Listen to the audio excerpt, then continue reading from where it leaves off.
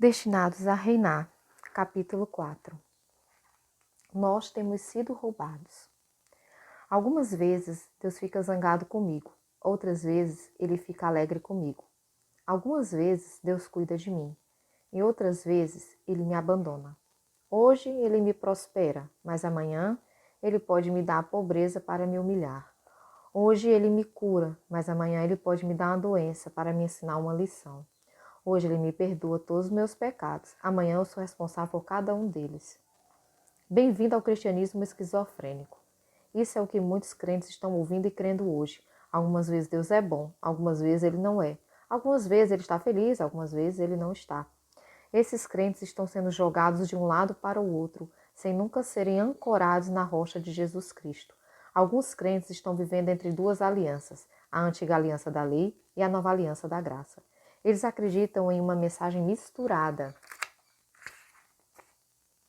que lhes diz que há momentos nos quais Deus está zangado com eles e há momentos nos quais Ele está feliz com eles. Se você lhes perguntar quando Deus está feliz com você, eles dirão, quando eu faço o que é certo. Se vocês lhe perguntarem novamente, isso significa que quando você faz algo errado, Deus fica zangado com você? E eles dirão, sim, Deus fica zangado comigo quando eu faço algo errado.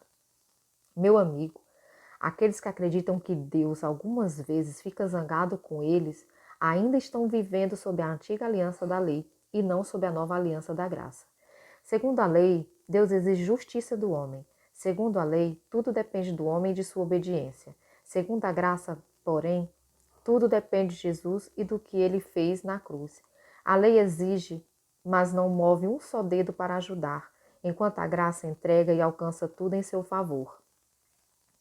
Você já notou que na antiga aliança, baseada na lei de Moisés, tudo estava fundamentado no que você tinha de fazer ou não fazer?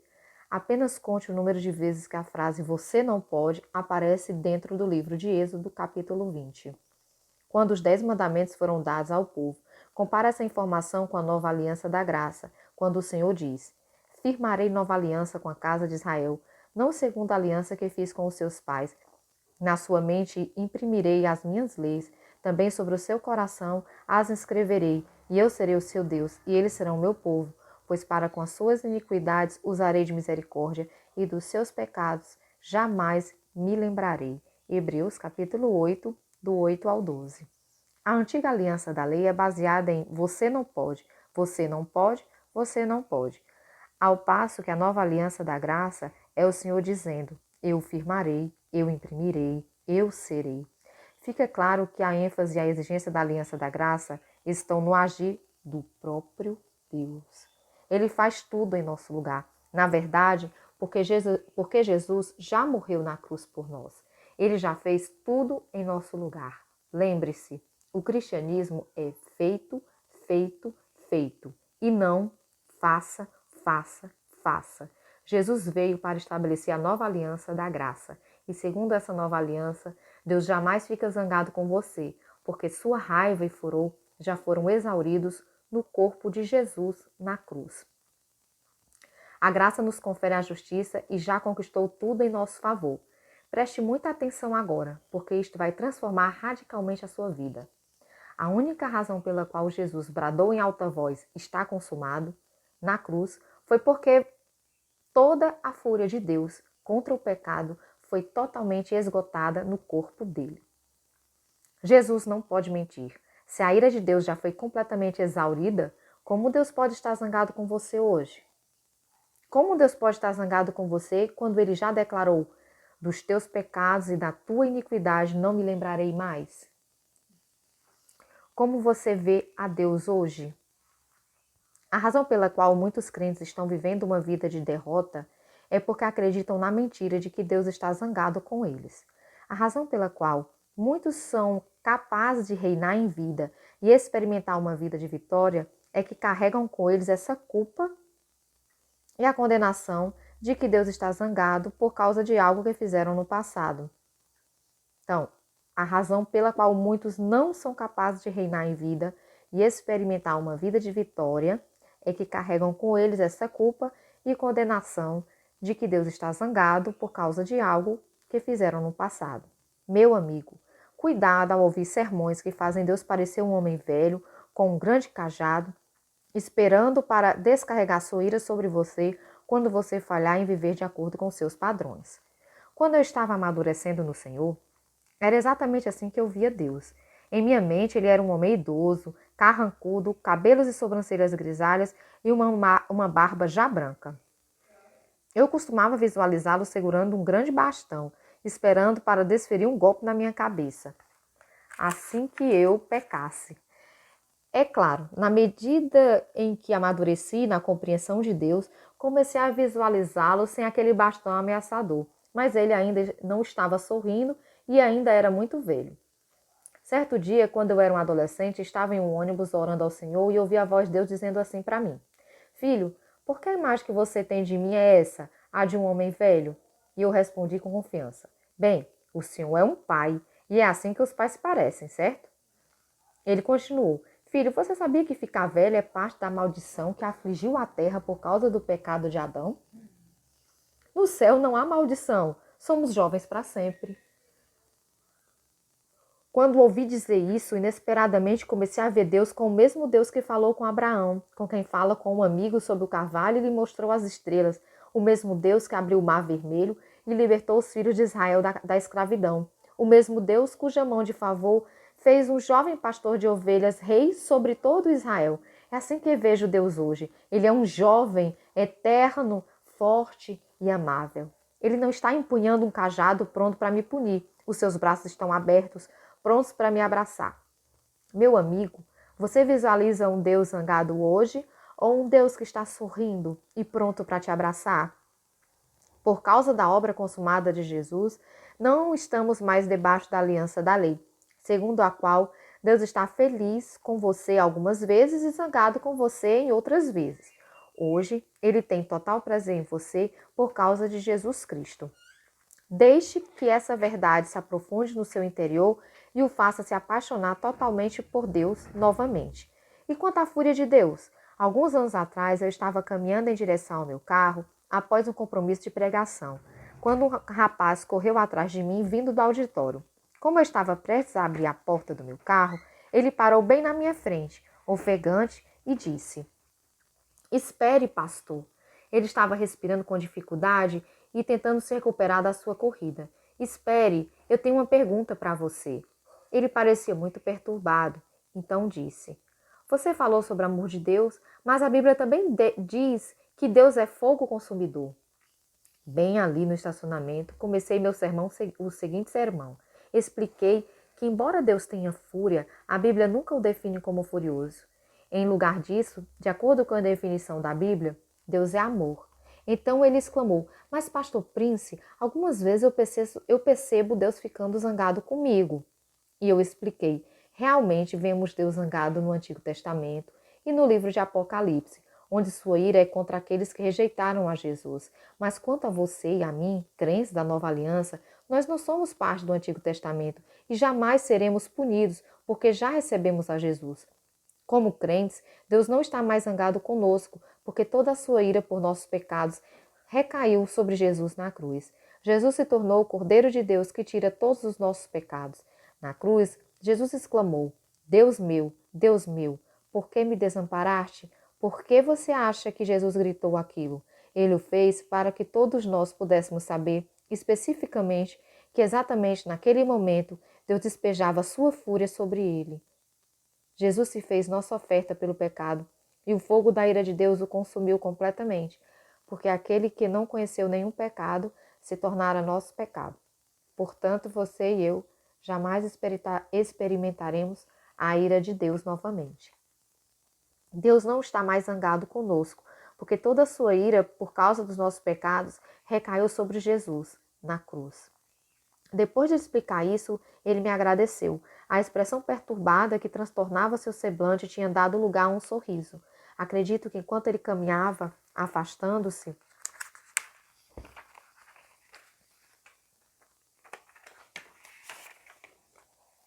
uma paz e uma segurança em seu coração de que Deus não estava mais zangado com ele, porque seus pecados já tinham sido julgados completamente na cruz do Calvário. Aleluia! Há muitos crentes sinceros hoje que são como aquele homem. Eles acreditam que Deus é um Deus de amor, mas ao mesmo tempo, eles também acreditam que ele pode ser um Deus de grande ira. Quando leem a Bíblia, ficam confusos, porque veem um Deus frequentemente irado no Antigo Testamento, mas um Deus amoroso no Novo Testamento. Deus é esquizofrênico? Ele realmente fica irado algumas vezes e amoroso em outras? Vamos descobrir isso no próximo tópico. Discernindo corretamente as alianças. É importante que compreendamos que Deus atua por meio de alianças, porque isso explica como ele abençoa as pessoas. Segundo a antiga aliança de Moisés, se os filhos de Israel obedecessem aos 10 grandes, os 10 mandamentos, eles seriam abençoados, e caso contrário, seriam amaldiçoados e punidos. Pense sobre isso por um instante. Eles eram amaldiçoados porque Deus é um Deus de ira. Não! Eles eram amaldiçoados porque estavam fadados a guardar os termos da aliança sob a qual viviam. Era uma aliança que dependia da capacidade deles de guardar a lei, e eles não conseguiam fazer isso.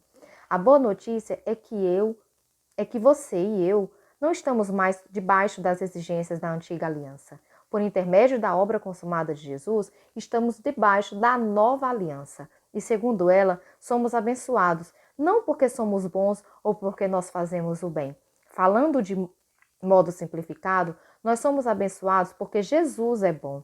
Ele nos tornou bons e aceitos ao nos purificar de todos os nossos pecados com seu sangue. Temos de discernir corretamente as alianças.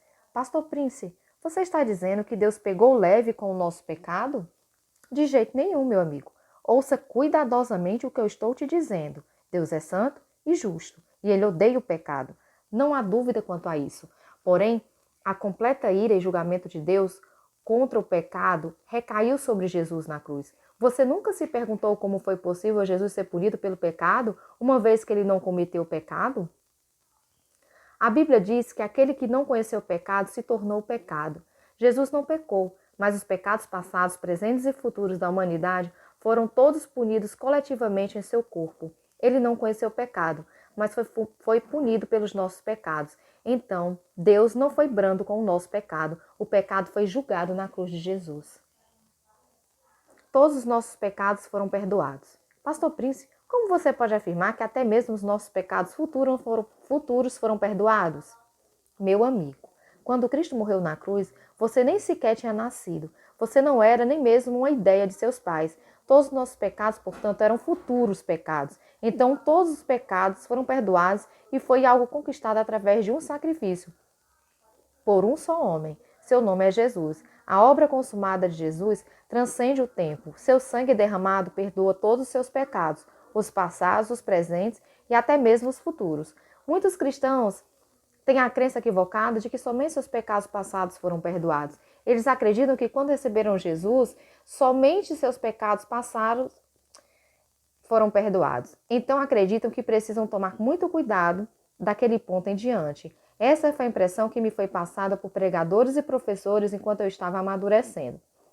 Então, eu li a Bíblia por mim mesmo e vi que ela dizia que Deus perdoou todas as transgressões. Meu amigo, todas significa todas. Isso se refere a todos os pecados da nossa vida inteira. Deus não retirou um pedaço das nossas transgressões. Ele perdoou todas, as passadas, presentes e futuras, as nossas transgressões. A definição de Deus para todas não está limitada a tempo e espaço, como acontece com a definição humana de tudo. Quando Deus disse todas, ele realmente queria dizer todas. Entenda que Jesus não precisa ser crucificado novamente pelos nossos futuros pecados. Eles foram todos perdoados na cruz. Deixe-me ilustrar isso de uma outra maneira. Imagine que você e sua família conseguiram abrir caminho até a linha da frente de uma multidão que se aglomera na Disneylândia, onde o desfile de rua está prestes a começar. Você e seus filhos mal podem esperar para ver o Mickey Mouse e seus amigos desfilando em seus belos carros alegóricos. O pato Donald, vestido de marinheiro, passa e seus filhos acenam com empolgação. O próximo a vir é o Pateta, e então o Pluto e o Uau, aquele é o Mickey, vindo em seguida. É assim que vemos a vida. Temos uma perspectiva linear e vemos os eventos se desenrolarem dia a dia. Porém, a perspectiva de Deus é diferente. Ele tem uma visão de helicóptero. Ele está acima de tudo. bem mais alto que o desfile, e vê toda a alegoria do começo ao fim. Ele é o alfa e o ômega, o princípio e o fim. De igual modo, quando Deus perdoou os seus pecados na cruz, ele viu os pecados da sua vida inteira, desde o começo até o fim. Deus tomou todos os seus pecados, mesmo os pecados que você ainda nem tinha cometido, e os colocou sobre Jesus. Todos os seus futuros pecados foram inteiramente julgados na cruz. O fato de saber isso faz você pensar: oba, eu posso fazer qualquer coisa e cometer qualquer pecado que eu quiser, uma vez que já estou perdoado. Ou será que isso faz você querer viver uma vida de honra que glorifique o seu Deus que o ama tão perfeito e completamente? Quando está debaixo da graça de Deus e do seu perfeito perdão, você experimenta a vitória sobre o pecado. Eu não acredito nem por um momento que um crente que verdadeiramente encontrou o completo perdão de Jesus e a perfeição da sua obra consumada deseje viver uma vida de pecado. É a sua graça e perdão que dão a você o poder de subjugar o pecado. O apóstolo Paulo disse: o pecado não terá domínio sobre vós, porque vós não estáis debaixo da lei, mas debaixo da graça. Quando você está debaixo da graça de Deus e do seu perfeito perdão, você experimenta a vitória sobre o pecado. Testemunho da graça de Deus. Recebi este testemunho escrito de um precioso irmão da minha igreja. Pastor Príncipe. Pastor Príncipe. Eu quero apenas compartilhar com você o que a graça de Deus fez na minha vida. Eu nasci em uma família cristã. Durante a minha fase de crescimento, eu era forçada a frequentar a igreja. Tudo que aprendi foi que Jesus tinha sido pendurado na cruz, mas o porquê de ele estar ali eu não sabia. Eu odiava ir à igreja. Meus pais me forçavam a ir e me reprimiam, mas isso não ajudava em nada. No colegial eu me envolvi com gangues e comecei a fumar e a beber muito. Comecei a viver uma vida de crimes, de roubo, vandalismo e vivia me metendo em brigas. Tornei-me rude, de temperamento explosivo e extremamente vulgar. Meus pais, professores e conselheiros escolares tentaram me ajudar, mas nada funcionou. Não demorou muito até que eu fosse expulso da escola e me tornasse um inveterado alcoólatra e fumante. A maioria dos meus amigos era viciada em drogas. Eu me envolvi em assaltos à mão armada e vi minha vida descendo para o fundo do poço. Ela ia de mal a pior e havia um clamor dentro de mim para que as coisas mudassem. Todo esse cativeiro do diabo chegou a fim há poucos anos, quando eu vim a conhecer uma garota chamada Faith.